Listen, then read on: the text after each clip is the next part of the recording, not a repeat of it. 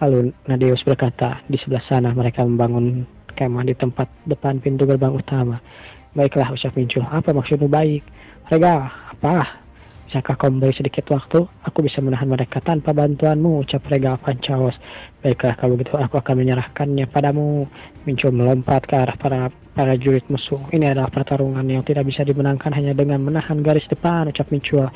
Mari ambil inisiatif dan menyerang duluan. Lalu para pasukan Olympus mereka berkata, musuh kelihatan, bersiap-siaplah, lakukan formasi palang sambil menaikkan tombak mereka. Lalu mereka memformasikan diri mereka sebagai pertahanan. Namun di sana muncul menggunakan Darkstar-nya, lalu menggunakan Darkstar itu dan merubah menjadi rantai Earth Chain, Ginji, Heaven Flying Strike. Dia memutarkan rantai itu ke sana kemari, melemparkan rantainya dan ledakan pun terjadi. Dar! Orang bodoh bergabung dengan faksi gagal, seorang berkata begitu.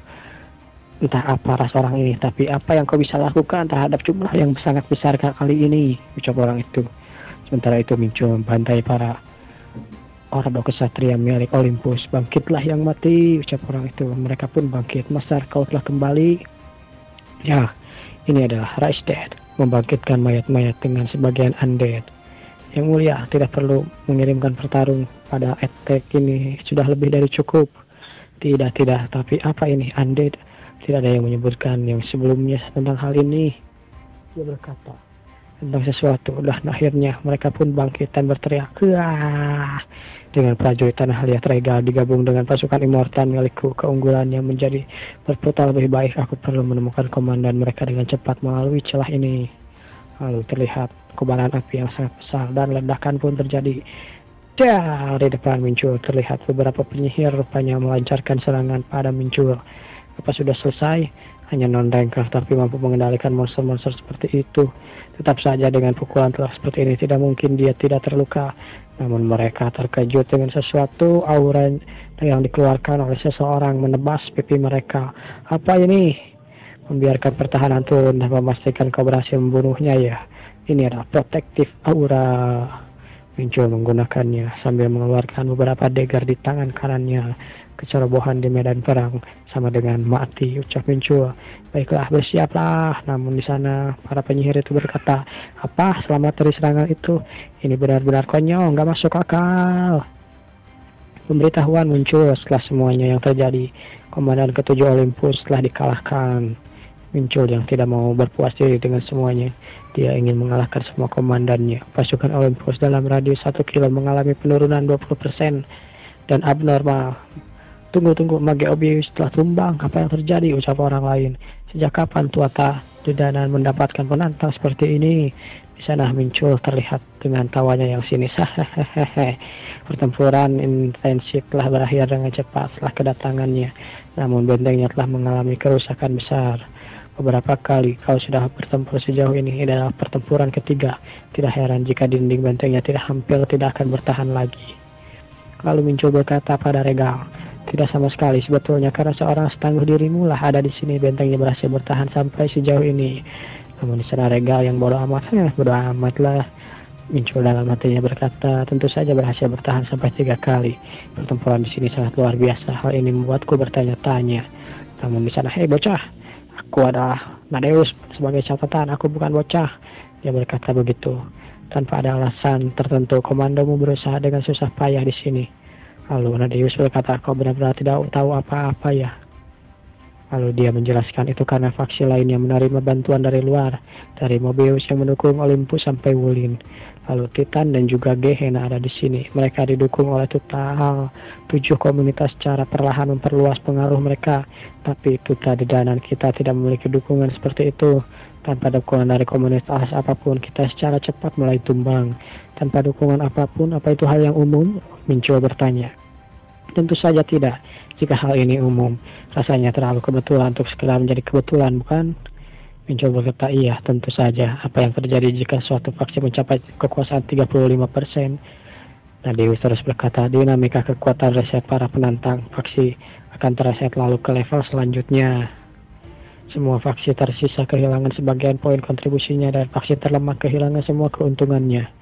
Jadi begitu ya, pada dasarnya seperti udang yang ditemukan dalam pertarungan antara ikan-ikan paus. Nadeus berkata, aku datang ke sini memikirkan tentang bonus kontribusi, tapi hal ini memperumit masalah. Dia menambahkan, bagaimana anggota kau yang lain sebesar itu? Maksudnya bagaimana? Si Tuma? Pas dari Tuma itu. Oh, maksudmu Medion, ucap Nadeus sambil memberitahu Minchua. Terakhir kali dia menaruh sendirian ke dalam perkemahan musuh, lalu menerima penalti kematian selama seminggu. Dia mungkin membutuhkan 3 hari lagi untuk kembali. Ya, sudah kuduga dari ras Tuma dalam kehidupanku sebelumnya. Aku juga pasti melakukan itu dengan ras Tuma. Situasi yang lebih buruk dari yang kuduga. Minchua berkata seperti itu dalam pikirannya. Namun di sana mereka memiliki pemikiran sendiri. Apakah serius bilang masih ada 3 bulan kita harus bertahan bagaimanapun itu caranya? Minchua berpikir, jika terus begini Olympus pasti akan menang. Aku harus membalikan situasi ini sebelum terjadi. Jika begitu dia memanggil Regal Pancaos. Regal, apa yang kau mau dariku? Ucap Regal. Mari bergabung tim untuk sesuatu yang besar. Apa maksudmu? Dan akhirnya kita pun dipindahkan ke camp musuh. Ini adalah kemah Olympus, bintang tingkat ketiga level Belfast. Di sana seseorang sedang mengawasi keadaan. Dia melihat ke sana, ke sini, dan bayangan pasukan terlihat ada di sana. Apa ini? Ini tidak nampak seperti pasukan kita bergerak menuju Dundak untuk menyerang. Apa itu? Itu adalah faksi dari Ratu Danan. Semuanya bersiap. Bukankah mereka susah payah bertahan? Tapi kenapa mereka malah ada di sini? Di sana. Minchua berkata, sepertinya kau cukup terkenal ya Ratu. Ayolah penantang, simpan omong kosongmu itu untuk pertempuran. Memangnya kenapa? Aku mengusulkan serangan balasan sebagai cara untuk membalikkan keadaan. Sekarang Olympus ialah faksi terkuat menguasai teritori terluas, yang artinya juga paling sering ditargetkan oleh faksi-faksi lainnya. Mempertimbangkan betapa luas areanya, kemungkinan besar pertempuran kecil yang terjadi bersamaan di beberapa lokasi, dan saat mengatasi hal itu bisa mudah untuk mengabaikan pertahanan terhadap pasukan Danan. Memanfaatkan celah itu rencananya ialah untuk menyerang Belfast saja. Regal dengan siap menerima usulan itu. Minchua berkata pada Regal, nampaknya mereka punya lebih banyak pasukan dari saat terakhir kali aku di sini untuk melihat mereka ya. Membangkitkan ratusan atau bahkan ribuan hanya dengan gestur tangan dengan Regal. Ini adalah kerugian. Juga ada di baliknya kapan saja. Mereka pasti baru saja mendapat keberuntungan, ucap Regal. Sementara itu, di sana Nadeus berkata, ada Nadeus yang memiliki kemampuan penglihatan super. Dia juga bisa memantau berapa kilometer sekaligus. Kemungkinan untuk menggunakan medan perang pertempuran ini akan lebih luas. Faktor paling kritis dalam mengambil alih pertempuran ialah informasi, terutama untuk kita yang jumlahnya lebih sedikit. Dengan mencegat gerakan lawan semakin penting untuk dilakukan. Dari sisi mereka, melihat why merespon, ucap Nadeus. Minchua melihat ke arah mereka. Aktifkan golem, ucap para Olympus itu. Hancurkan mereka sampai berkeping-keping. Ingat ini. Nah, aku tidak memiliki hal seperti itu. Sudah kubilang aku adalah Nadeus. Dulu ada tapi Olympus terus menyerang dan menghancurkan mereka semua, ucap Nadeus. Ngomong-ngomong, kau tinggal di sini dan pasti untuk melindungi pemimpin, bukan? Apa kau tahu kau harus kemana, ucap Nadeus. Waktunya untuk mendapat bagianku, ucap Minchua. Serangan balasan akan dimulai. Ini konyol. Sambil berpikir begitu, Regal melihat pertempuran yang sedang berlangsung. Dia berpikir serangan balik. Kenapa aku tidak terpikirkan itu lebih cepat ya? Dulu di dimensiku aku dikenal sebagai penguasa penakluk. Tapi ini adalah peringatan yang sangat jelas bahwa mengambil inisiatif adalah aspek yang paling kritis dalam pertempuran. Berapa banyak sumber daya yang dibutuhkan untuk membuat golem seperti ini, ucap Minchua. Sambil mengeluarkan darkstone yang telah dirubah menjadi tombak. Dia menusukkan tombak itu ke musuh-musuhnya. Cak!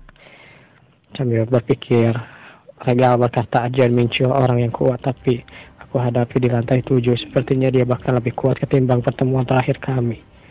Targetkan benteng itu. Beberapa orang di sana menghadangi Minchua. Baik yang mulia, orang di sana pada terbang menggunakan sayap. Di sana Regal berkata, ada batasan dari pria ini atau bahkan dia punya batasan? Sebenarnya siapa Jan Minchua ini? Apa benar dia hanya seorang belangkar sulit untuk mempercayainya? Setiap golem menghabiskan 100.000 poin dan aktivasinya bahkan satu hon menghabiskan 10.000 poin. Cukup mahal ya. Seiring dengan hancurnya defensif golem, gelombang pertempuran perlahan mengarah ke keuntungan pasukan Danan. menghajar beberapa hal yang dilakukan. Itulah yang para Enharjar lakukan. Rupanya di sana muncul membangunkan atau memanggil para guardian dan para undead miliknya selagi Regal dan soldernya tanpa henti bangkit dan menyerang tembok. Itu adalah serangan balik yang berhasil. Muncul akhirnya tiba di benteng pertahanan musuh terakhir. Ini adalah benteng 3 grade. Belfast telah direbut. Daya tahan benteng menjadi minus 31%. Fasilitas yang dapat digunakan adalah 3 barak. Akhirnya, dengan singkat cerita, Muncul pun berhasil merebut beberapa hal. Benteng Olympus. Regal berkata, ini tidak masalah. Ada apa? Benteng ini sepertinya tidak memiliki transport gate. Oh, transport gate ya. Dengan adanya transport gate, kami bisa dengan cepat mengirim bantuan dari benteng ke benteng lainnya atau markas utama. Tapi benteng Belfast tanpa adanya transport gate, para bantuan harus datang dengan berjalan kaki. Atau tidak ada transport gate membuat perbedaan besar dalam kecepatan pengisian ulang pasukan. Tinggal di benteng ini dalam waktu yang lama juga bukan sebuah pilihan, ucap Regal. Mincuan berkata dalam hatinya, ini merepotkan. Regal berkata, ada sesuatu yang kau rencanakan? Bukankah kau dalam masalah besar? Ucap Regal. Namun di sana Mincuan berkata, kita hanya perlu merebut benteng lainnya. Ayo, kita bisa melakukannya kan? Mari kita serbu benteng lainnya juga. Namun di sana Regal berkata, kau benar-benar gila. Aku bahkan kelelahan dan belum sempat istirahat untuk kali ini. Dan kau ingin merebut benteng lainnya?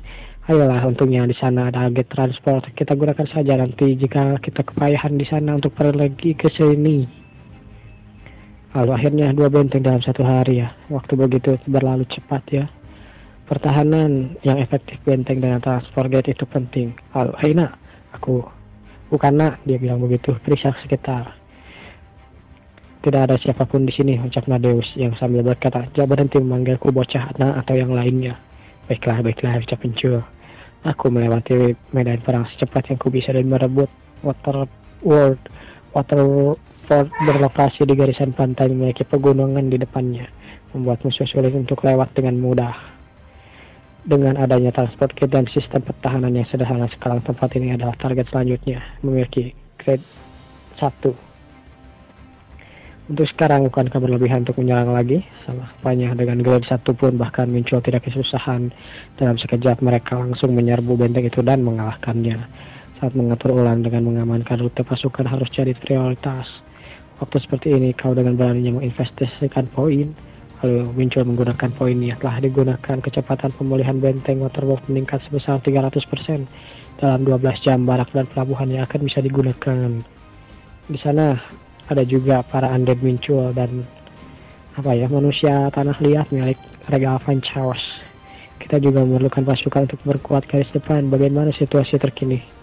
Hanya ada 5.000 pasukan yang tersedia saat ini, ucap Muncul. 5.000 ya, Olympus menggunakan sebanyak 10.000. Sekali bergerak, bukankah itu terlalu banyak? Regal berkata, saat berhubungan dengan pertarungan, satu druid bisa mengalahkan 10 hoplites dengan mudah, ucap Regal Van Chaos. Memiliki pasukan yang lebih sedikit membuat lebih sulit untuk memanfaatkan medan pertempuran yang luas. Muncul berkata, kurasa aku harus pergi ke Erin terlebih dahulu. Apa maksudmu? Sementara itu, siapa yang akan mengawasi area ini? Ucap Muncul sambil melihat Nadeus. Mereka berdua, ayolah aku. Kenapa kalian melihat ke arahku begitu? Tidak. Harus aku. Kalian kan juga bisa. Kenapa harus aku yang mengawasi? Dan benar saja mereka pun meninggalkan Nadeus untuk mengawasi tempat itu. Aku bahkan tidak punya waktu istirahat ya. Capek banget, ucap Nadeus. Akhirnya Muncul dan Regal pun pergi ke suatu tempat. Berapa banyak kontribusi yang kau dapat? 25.000, ucap Muncul. Itu menakjubkan, ucap Regal. Tapi melihat pencapaianmu itu wajar saja sih. Jika kau mengumpulkan 100.000 kontribusi, poin seperti apa yang akan kau lakukan? Kau bisa ditunjuk sebagai komandan untuk mengendalikan akses ke kuil, ucap Regal. Siapa orang-orang yang berkerumun di sana? Sambil melihat beberapa orang ada di sana, sedang duduk berdiri mungkin mengadakan rapat atau semacamnya. Namun di sana Regal berkata dengan singkat, abaikan saja, mereka adalah sampah. Sampah itu kasar sekali untuk ucapan wanita cantik sepertimu, Regal. Ayolah, waktuku jadi segera terbuang jika melihat mereka. Waktuku itu seharga emas, jadi aku tidak punya niat untuk berhubungan dengan mereka, ucap Regal. Namun di sana kedatangan Muncul dan Regal diperhatikan oleh seseorang. Orang-orang itu tampak mencurigakan. Muncul berkata, baiklah, kita pergi saja dulu. Aku akan di sini dan mengobrol sebentar. Kau pergi duluan. Muncul menghadapi mereka. Orang yang baru saja ditemui, entah ras apa itu, si Yeti ya. Kita sebut saja orangnya si Yeti. Aku tidak mengenali wajahmu, apa kau challenger baru, ucap Yeti. Seperti biasa, yang kulihat kau adalah orang baru, ucap Mincul. Datang ke Danan meskipun tahu situasinya benar-benar pergerakan bodoh bagi rank B sepertimu, ucap Yeti. Bukankah kau ini memilih tempat dengan alasan yang sama denganku, ucap Mincul. Kami dulu berpikiran seperti itu, tapi kami sudah tidak lagi. Pada akhirnya, ini adalah pertempuran antara Tuan dan komunitas besar. Dari awal kami tidak pernah punya tempat untuk di sini. Lebih baik untuk menyerah di ronde ini dan menunggu ronde berikutnya, ucap si Yeti. Orang-orang ini berpikir dan menyerah mengabaikan segalanya sama sepertiku. Lalu dia berkata, Birengkar menyerah dalam trial ini. Olympus memiliki lebih dari ribuan challenger dan pasukan mereka akan lebih dari 2 juta orang. Jika kita melawan mereka, tidak mungkin kita akan menang. Ini adalah biang keladinya ya, ucap Mincul dalam hatinya. Jadi dia yang mempengaruhi semua orang yang ada di sini. Jika dia tahu jumlah pasukan Olympus, dia pasti akan menyebarkan semacam informasi. Mincul berkata, dasar babi. Apa kau memanggilku barusan? Kau berani memanggilku seperti itu? Namun ucapan sebelum selesai dia pun diberikan boga mentah oleh Mincul kecerak. Dan berputar begitu saja. Mincul menggunakan gauntletnya memberikan salam olahraga kepada si Yeti itu. Orang-orang lain kaget. Hei kau, Birengkar, apa yang sedang kau lakukan? Apa yang sedang kau lakukan? Aku sedang mengajari kalian beberapa tata krama. Ini mungkin akan menyakitkan, jadi bersiaplah, ucap Mincul. Pada akhirnya kita hanya berhasil mengusir Mobius dari pertarungan ini juga ya. Seseorang berkata begitu. Siap, kita terlalu kekurangan orang untuk menekan mereka sepenuhnya, ucap orang di belakang. Lalu kita lihat si Codet berkata, pahlawan agung, apa Anda sudah mendengar rumornya? Apa itu? Ucap si